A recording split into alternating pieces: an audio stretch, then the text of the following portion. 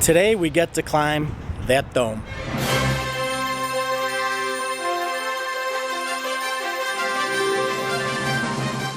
Hi, this is Mark Meshulam, Chicago window expert. Today we're inside the dome of the Tripoli Shriner Temple in Milwaukee, Wisconsin.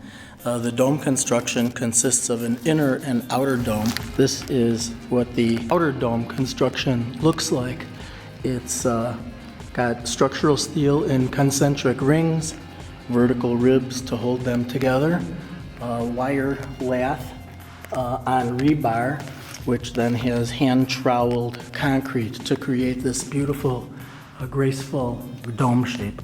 Down below, this one set of trusses that holds up the outer dome is another set of trusses and structural steel that holds the inner dome.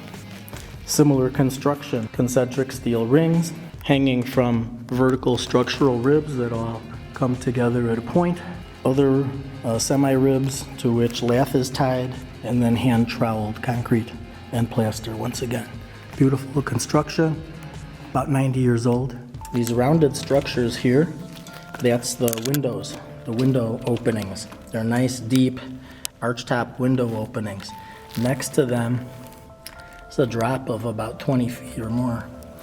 And that gets you to the bottom ring where someone who happened to be down there could change the lights. Going back down so we can get a visual confirmation of the leak location we're going to study. It's in here somewhere. As soon as I go down and peek, I'll know where it is. From inside here, down to outside here. And this is looking straight down to this incredible thing. What we're trying to do is locate our scaffold. We're going to study from below. There's a big leak right there. Here's our scaffold. Here's the windows above. That's where our leak is.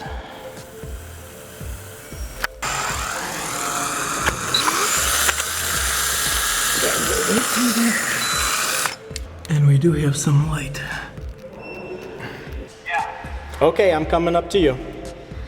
It's a good system. We've been able to identify the spot where it's leaking internally, which is directly above this hole. And so we're going to be inside the dome looking for the leak when we do the water test. It'll be a lot easier to see what the result is. Here's what the real world sees. Here's what poor little old me sees. I got to go down this hole, which is really tight. All right, now we're testing at this level. And this is our water test.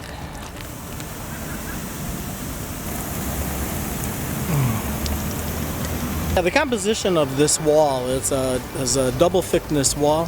The lower area has face brick on the exterior and concrete block on the backside, and then the upper section of limestone is backed up by laid up brick. On top of that is a poured concrete deck, which runs beneath this shelf right here, which is the next element we're going to be testing.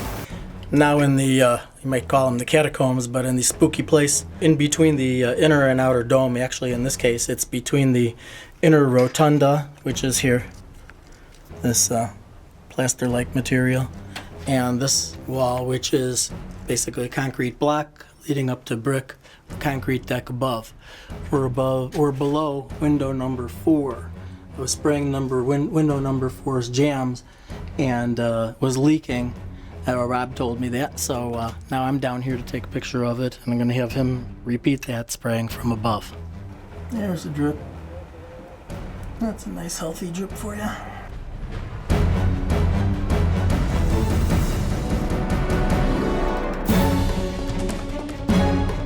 Rob has been spraying the seam between the dome tile and the concrete now for about 3 or 4 minutes. Right now, we're spraying the seam between the dome itself, which is this part, and the masonry, which is this part right here. You can see the pile of bricks. We suspect that that seam is doing a lot of bad things, bringing water into the building.